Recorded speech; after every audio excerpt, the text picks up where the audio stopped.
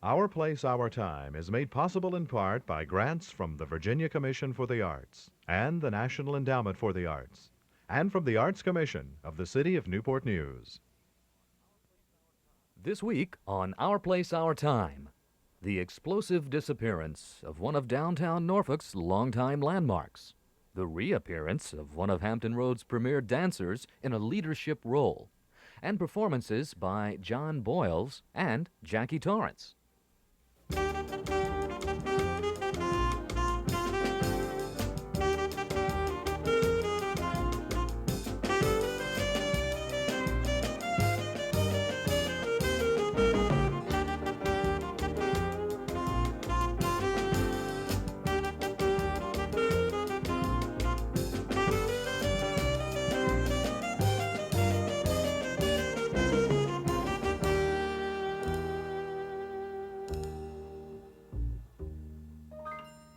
Now, here's your host, Vianne Webb. Welcome back to Our Place, Our Time.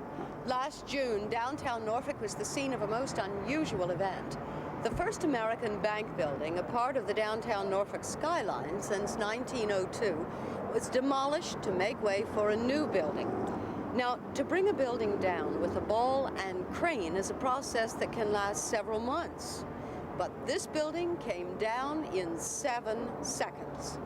How it happened and why it happened makes a fascinating story, and David Ferraro filed this report. It's the morning of June 12, 1988. Today, the face of downtown Norfolk will be changed forever. The First American Bank building, a longtime landmark of Norfolk's financial district, will vanish in 7 seconds. This building started life as the National Bank of Commerce building. Local historian and photographer Carol Walker remembers.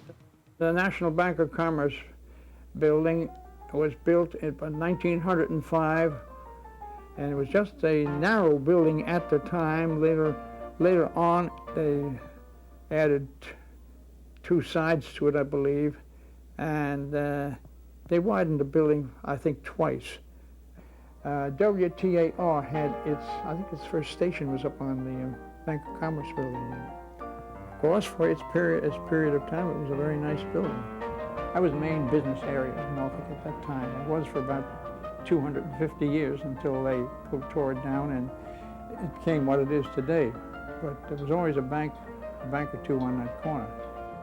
The building had enjoyed several incarnations as the home for the National Bank of Commerce, the First and Merchants Bank, and for First American Bank.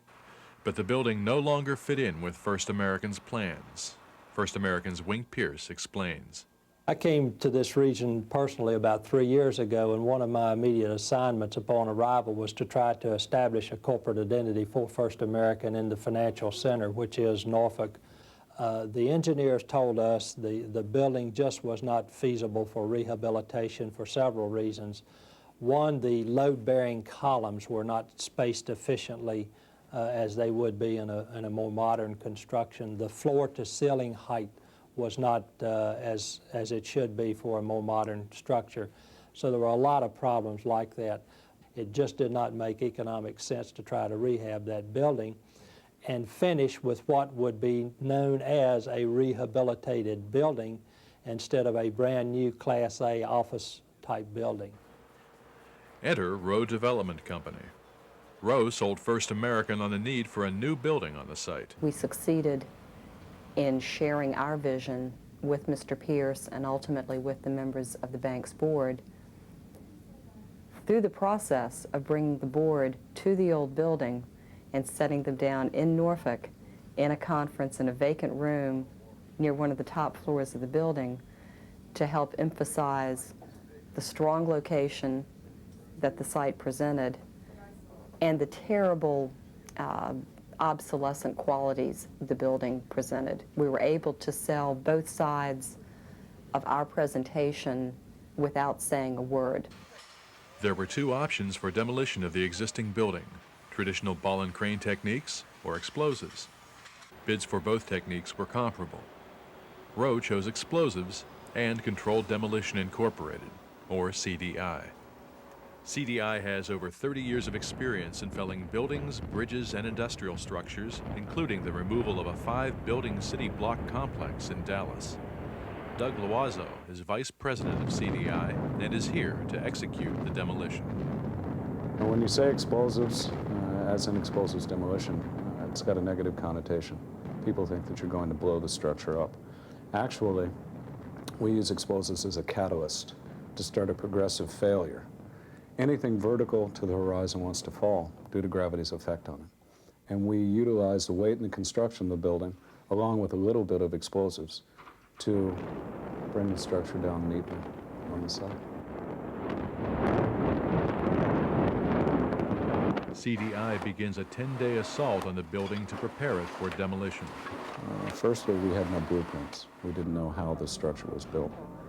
We came down and surveyed the building, just made a cursory survey of the structure before we determined that it was feasible to take down with explosives. What we did was to remove the non-load-bearing interior supports on the first level of the building, leaving only the structural steel columns which actually support the building. That was the first thing. Secondarily, we went on upper floors and exposed certain structural columns so we could also weaken them and expose them for subsequent explosives placement. We had to augment the structural integrity of the building by placing cables from exterior walls to interior columns to help incline the building in away from the streets and adjacent exposure. Every ounce of workforce it took to put up a structure is at your disposal. Anything vertical to the horizon wants to fall. Every bit of force it took to put every brick in place in 1905, whenever it was built, is sitting there as kinetic energy, waiting to be used. It wouldn't be that difficult to take a building down. The real key is to take it down where you want it and to break it up so a contractor can move the debris readily. It's Sunday morning, June 12th. Rowe has created a media event around the spectacle of the building demolition, scheduled for 7 a.m. Rowe and First American host a party for implosion watchers in the Waterside Garage. Other blast fanciers gather on adjacent buildings and behind security lines. The mood is festive. Tell me about the mock building model we blew up in our backyard. Yeah, we had a lot of gunpowder earlier, and we already blew up one building tonight. We just expect to see another one. But it's all business for the CDI team and for police and fire crews. Security is tight as the final preparations are made for the implosion.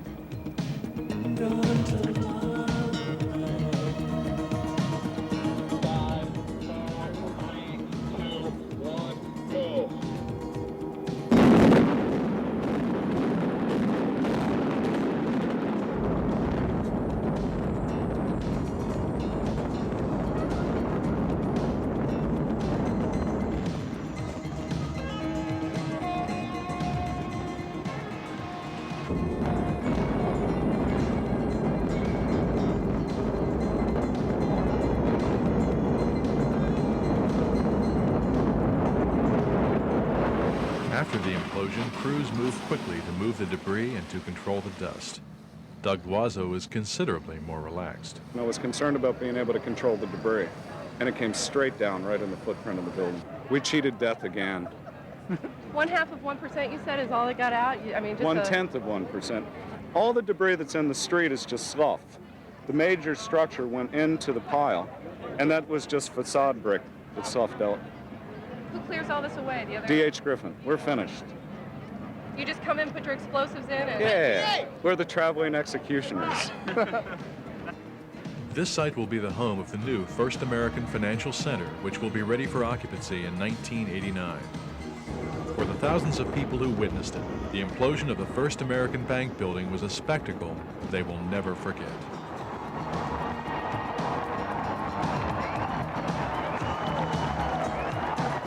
The First American Financial Center will be complete in 1990.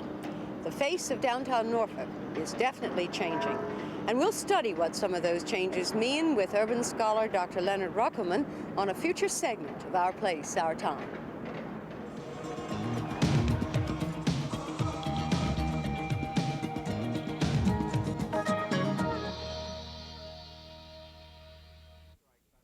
The The 7-week-old strike by the musicians of the Virginia Symphony is over.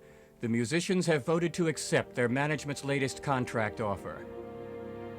Ironically, the musicians voted to go back to work shortly after they were at work, rehearsing at the Jewish Community Center in Norfolk for a concert to benefit themselves and management staff members laid off because of the strike. That benefit concert will take place Saturday night at 7:30 in the Virginia Beach Pavilion Theater. Actor David Ogden Stiers, best known for his portrayal of Winchester on the MASH television show, but also an experienced conductor, will lead the concert. The vote ending the symphony's longest strike in its 67 years means the orchestra will be able to perform its scheduled concerts Thursday, Friday, and Saturday, November 10th, 11th, and 12th in Virginia Beach and Norfolk. The management is also hoping to reschedule all the concerts missed during the strike. The new contract between the management and the musicians calls for a term of 3 years, a term the management wanted. On the other hand, the contract accedes to a musician's request that salaries for the 3rd year be improved over earlier management offers. These concessions by both sides came after a marathon negotiating session that started Wednesday night and went into the early hours Thursday. A management spokesman said he plans to have the symphony office and phone lines open for business by Monday morning. The great conductor Serge Koussevitzky once remarked that a city without a symphony was a city without a soul. Now that the labor differences between the musicians and the management of the Virginia Symphony have been settled, it becomes our responsibility to support the orchestra, to give it our moral support, our financial support, and to attend its concerts. You know, there is no substitution for the performance of live music. And so we at WHRO encourage you to attend the performances by the Virginia Symphony to enjoy the living creation of music.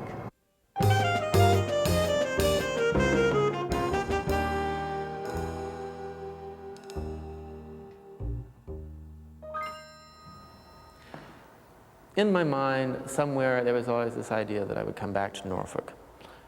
It was never concrete when. A couple of times I have called up and said, okay, I'm coming home. And I've been told it's not the right time. You can't. And actually, I've been grateful when I've been turned down because it actually wasn't the right time. But this year, the time was really, really right. Glenn White learned to dance at the Academy of the Tidewater Ballet. He went to New York, joined the great Joffrey Ballet, and quickly became its premier dancer. Last fall, Glenn returned to teach at the school where he began and to create dances for its company. Recently, he was named artistic director. Tim Morton looked at the man on whom much of the future of dance and ballet in Hampton Roads depends.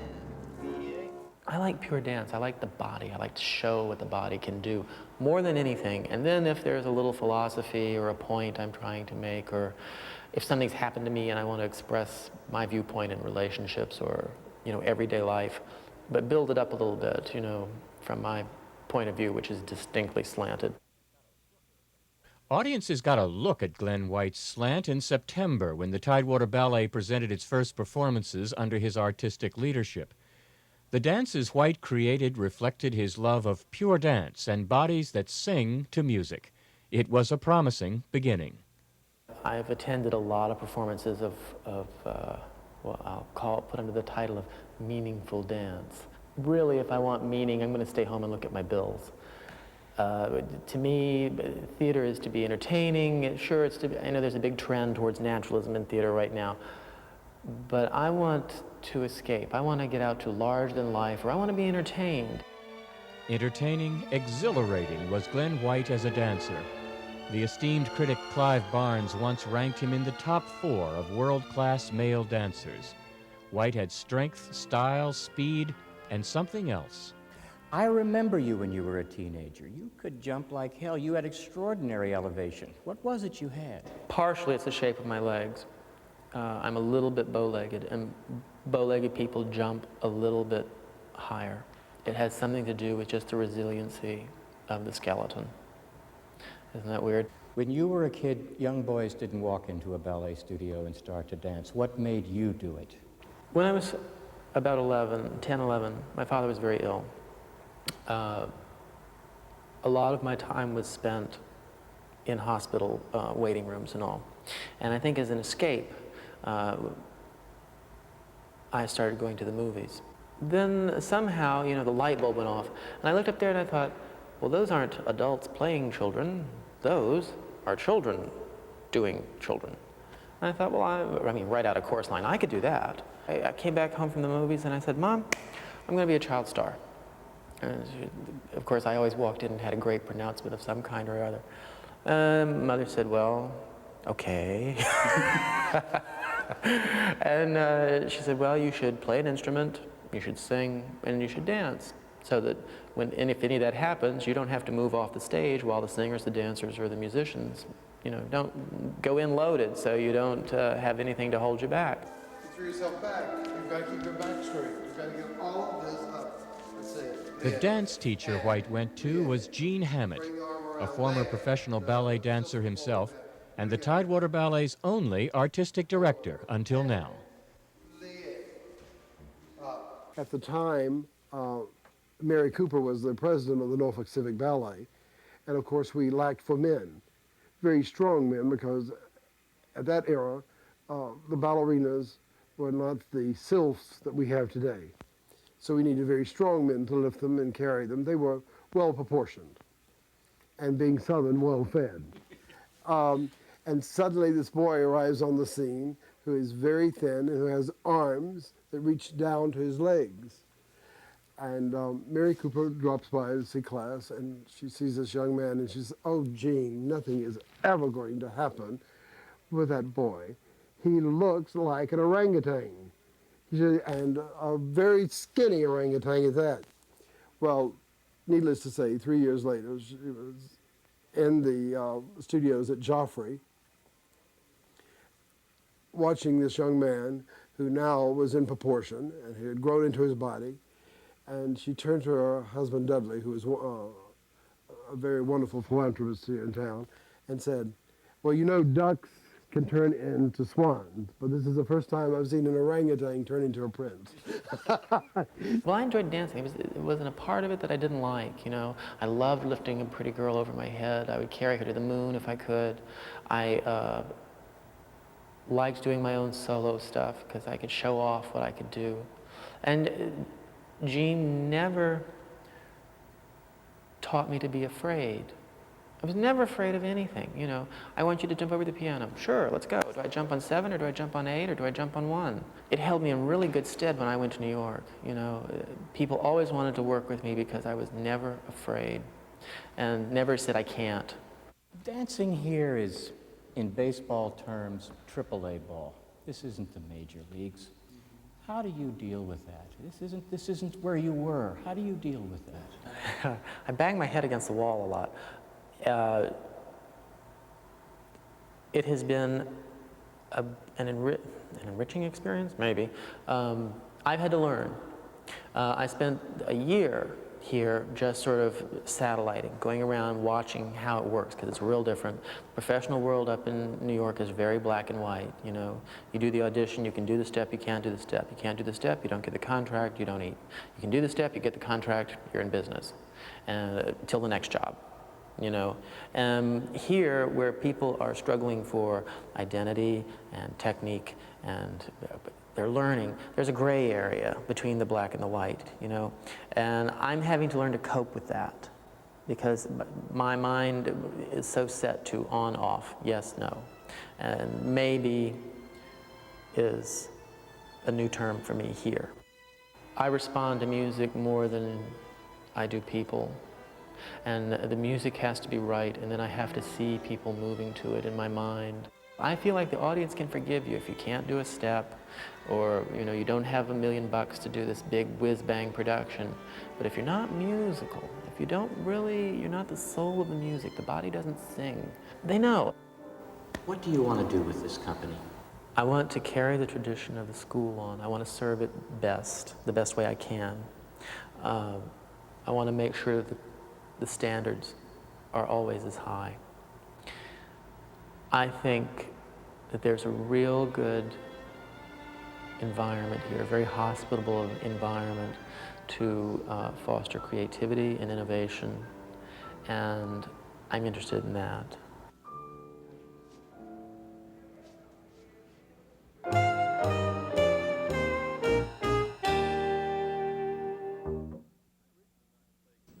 I originally learned to play guitar when I was about 13 years old. I started, as a lot of people did in my generation, with the Beatles and Peter, Paul, and Mary. And I've tried to learn about every Beatles song ever written, I think. And a lot of that time was very good for guitar, I think, back in the 60s and even into the early 70s when you had the Eagles and a lot of people that wrote guitar-based music that was easy enough to play for most of us. So I started with chords, like a lot of people, and sang, and still do when I play certain places. That's the kind of stuff I do. And then I sort of graduated into wanting more out of guitar and thinking, well, I don't want to just strum. I really want to make melodies, chords, bass lines. Classical guitar, I realized sooner or later, was it.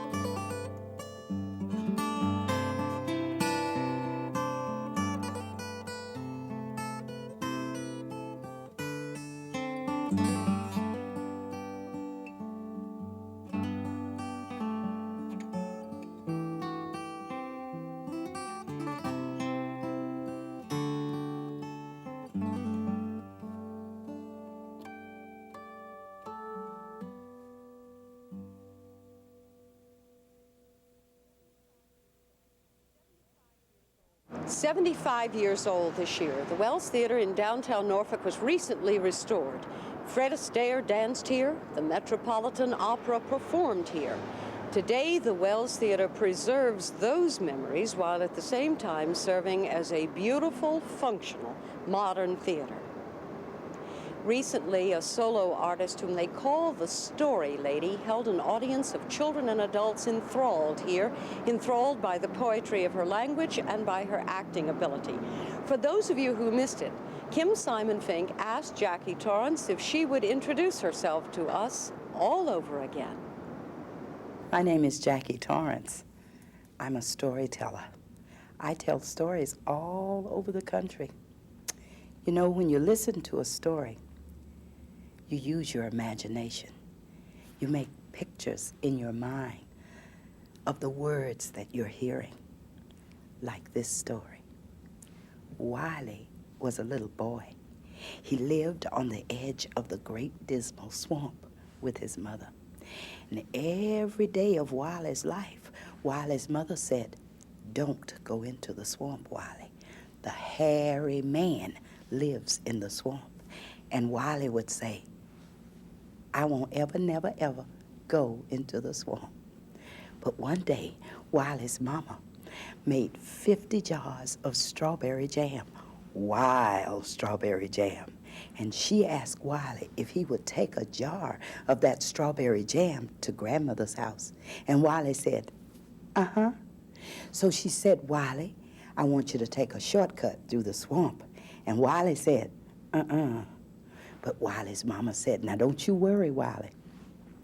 I've got a glass of milk here that's magic. It turns red if the hairy man should chase you, and then we'll send the hound dogs to chase him away." Wiley said, "Goodbye." As Wiley walked through the swamp, the snakes that hung down out of the trees watched Wiley as he walked along. And behind Wiley, he heard a voice. "Hello there, Wiley." It was the hairy man, and Wiley said, "How do you do, Mr. Hairy Man?" And Wiley started running because he knew that hairy man was after him. "I'm going to eat that jar of strawberry jam, Wiley, and then I'm going to eat you." And the hairy man ran up behind Wiley, grabbed him by his T-shirt, held him up, and Wiley's little legs were still going because they were short, but they could go real fast. And Wiley was so scared. But back at home, Wiley's mother was standing at the sink, and she saw that glass of milk turn red, and she knew that the hairy man was chasing Wiley. So she sent Wiley's hound dogs to get him. And that old hairy man was getting ready to swallow Wiley when he said, "Wiley, what was that noise?" And Wiley said, "Them's my hound dogs." "Oh, Wiley," said the hairy man, "I don't like hound dogs." And Wiley said, "I know you don't. Are they coming this way?" And Wiley said, "Uh-huh." And the hairy man put Wiley on the ground, and he started running, and the dogs came after him. Roof, roof, roof, roof, roof, roof. Chased him out of the swamp. Nobody's ever seen him since. Wiley took that jar of strawberry jam to his grandmama's house, came back, had apple pie for supper. Now Wiley goes in and out of the swamp, and nobody bothers him, especially the hairy man. And that's the end of that. Next week on Our Place, Our Time, we'll visit one of the most beautiful and historic areas of Hampton Roads, Gloucester County, where the residents are faced with the sure prospect of dramatic change. And then we'll meet and talk with some artists and craftsmen who work together in a collective environment in Yorktown at a place called On the Hill. My name is Vian Webb. Hope you'll join us next time for Our Place, Our Time.